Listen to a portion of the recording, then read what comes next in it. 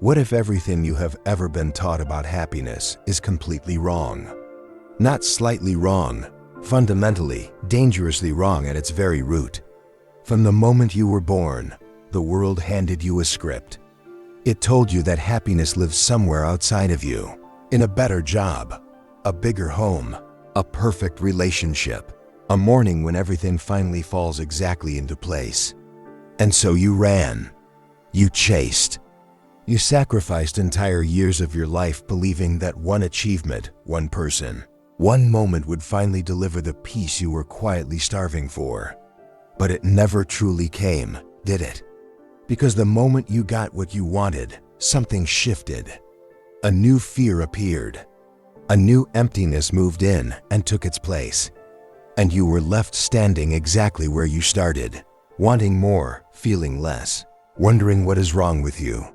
Here's the question no one dares to ask out loud. What if your suffering is not because life is too cruel, but because no one ever taught you how to meet it with the right mind?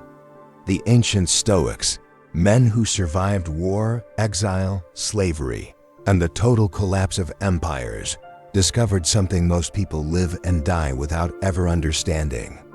A way to be at peace not when life got easier, but while life was at its most brutal. And the fourth lesson in this video, the one we save for the very end, will disturb you the most. Because it challenges something you have believed your entire life, without ever questioning it. This channel is not here to hand you hollow motivation or recycled quotes painted over sunset backgrounds. What you are about to receive is not inspiration, it is psychological surgery. The wisdom of the Stoics is not ancient history gathering dust in a library. It is a living, breathing system forged inside real human suffering, and it has the power to completely rewire how your mind interprets pain, loss, and uncertainty. Over the next few minutes, you will encounter 4 principles that have quietly transformed emperors, soldiers, and slaves alike. If this depth is what your mind has been searching for, consider subscribing, because this is only the beginning. Now let us enter the first lesson.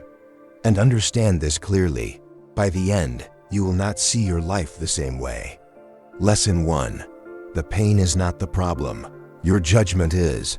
There's a moment almost every person knows.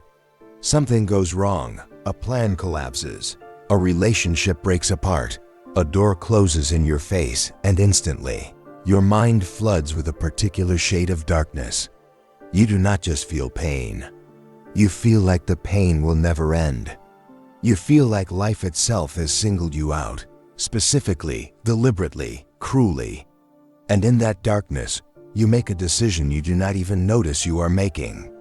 You decide that what happened to you is bad, permanently, irreversibly, fatally bad. But here is what most people never realize. The Stoic philosopher Epictetus was born a slave. He had no freedom, no rights, no sovereignty over his own body.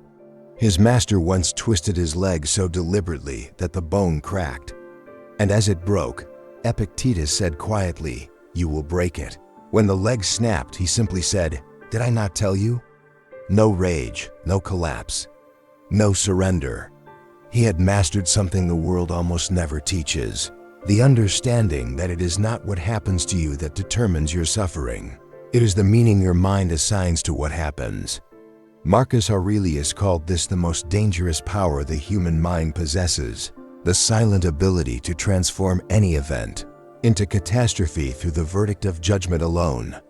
Have you ever noticed how the same situation can completely destroy one person and silently awaken another? The pain you feel is real, but the verdict your mind renders, that the pain is permanent, personal, and unbearable, that verdict is not reality. It is a choice. And choices, unlike circumstances, can always be changed. The next lesson goes even deeper, because it forces you to confront the one thing you have spent your entire life trying to control and losing. Lesson 2. You are suffering over things you were never meant to control. Think about the last time you felt genuinely anxious. What were you afraid of? That someone would leave. that something precious would be stripped from you, that the future would not unfold the way you absolutely needed it to. And your mind, brilliant, relentless, magnificent, and exhausting, worked through every hour trying to prevent, predict, and protect against every possible loss. But the harder you gripped, the more terrified you became. Because deep down, in a place you rarely visit, you already knew the truth you refused to say out loud. You cannot control it. Any of it. The Stoics called this the dichotomy of control, one of the most psychologically liberating ideas ever articulated by a human mind. Epictetus divided all of existence into two absolute categories: things within your power and things completely outside it. Your thoughts, your choices, your responses, these belong to you. Everything else, other people's behavior, the economy, illness, loss, time itself, these were never yours to govern. And yet you have spent enormous amounts of your life's energy trying to manage what was never placed in your hands to begin with. Here is the psychological twist most people miss entirely. Anxiety does not come from life being genuinely dangerous.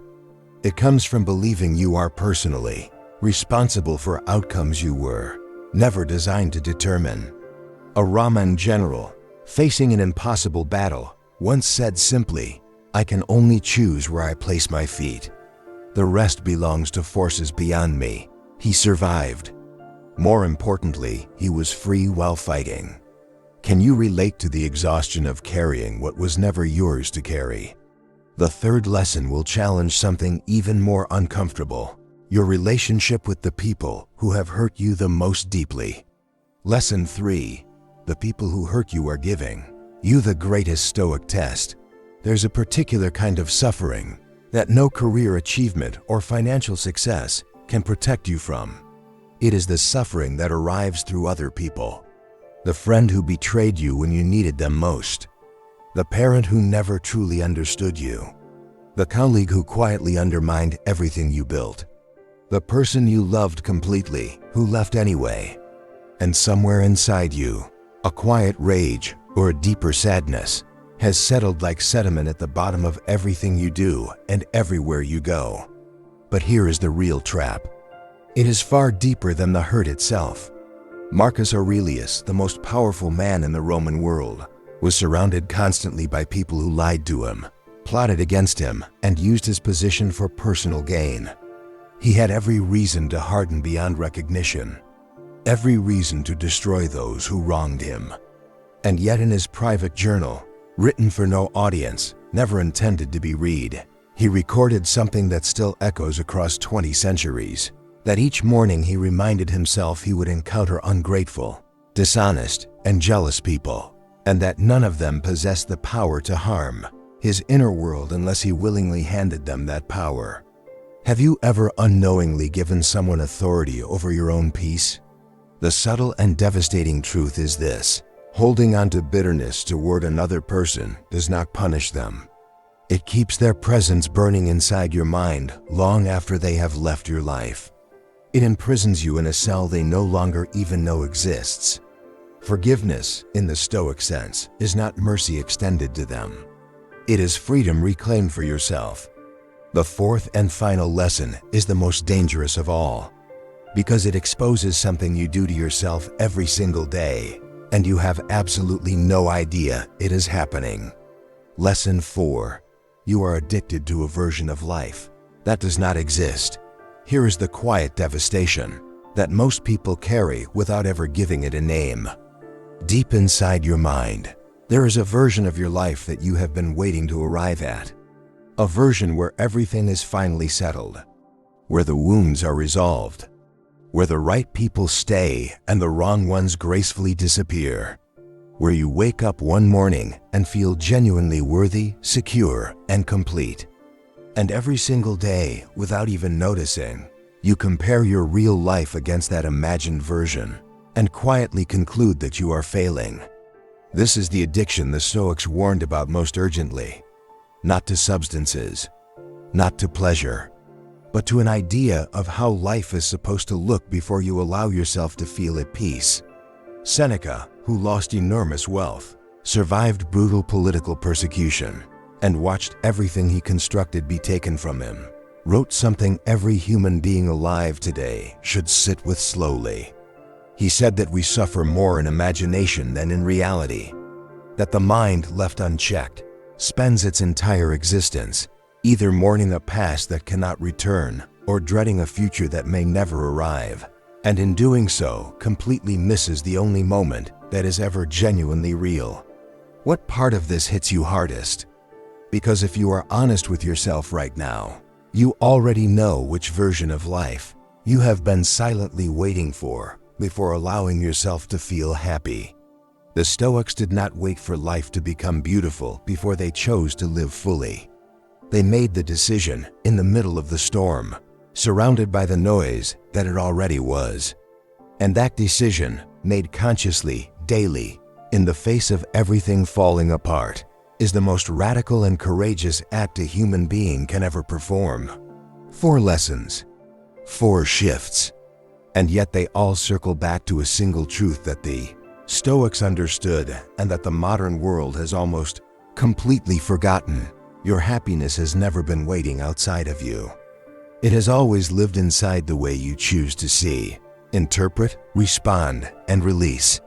You were taught that suffering ends when circumstances finally improve. But what if that belief itself was the very cage, keeping you trapped inside your own life?